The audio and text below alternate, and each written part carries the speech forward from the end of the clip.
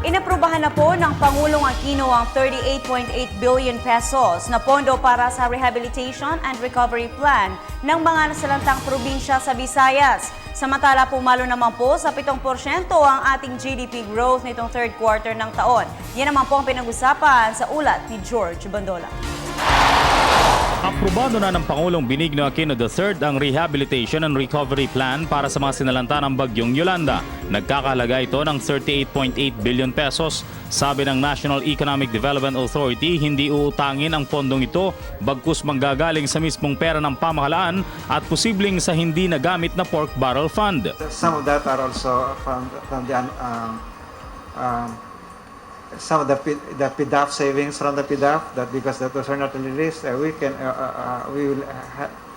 are also asking Congress for the use for reconstruction and rehabilitation in Central Visayas. So in other words, we are not going to our development partners to ask for that 0.8 billion. We can do it now. What we will need perhaps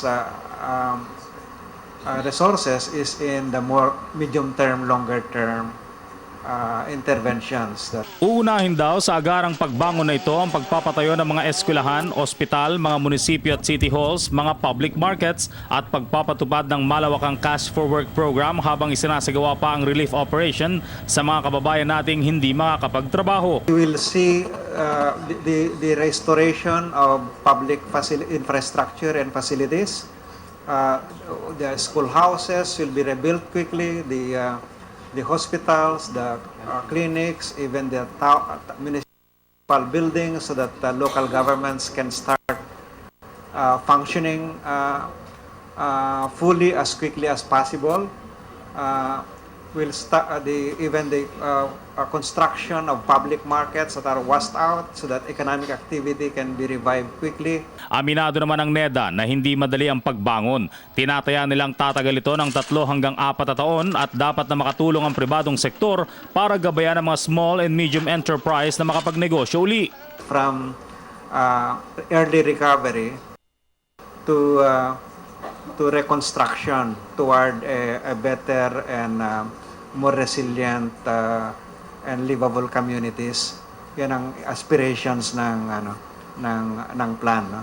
And most of this we are talking about for the full completion. We are talking about for the immediate, as I said earlier, we are eyeing for the first 12 months. Okay, and we'll have more of the immediate part in next year when we have the 2014 budget and the 2015 and the 2016. So we're looking at more or less 4 years, 3 to 4 years of intensive project implementation. Sa third quarter report ng National Statistical Coordination Board, nananatiling mataas pa rin sa 7% ang economic growth ng bansa.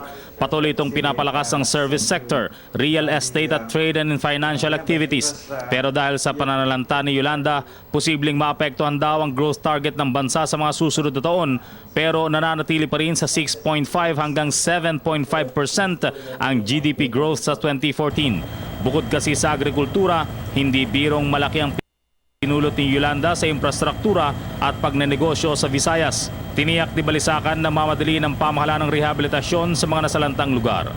Para sa Telebisyon ng Bayan, George Bandola.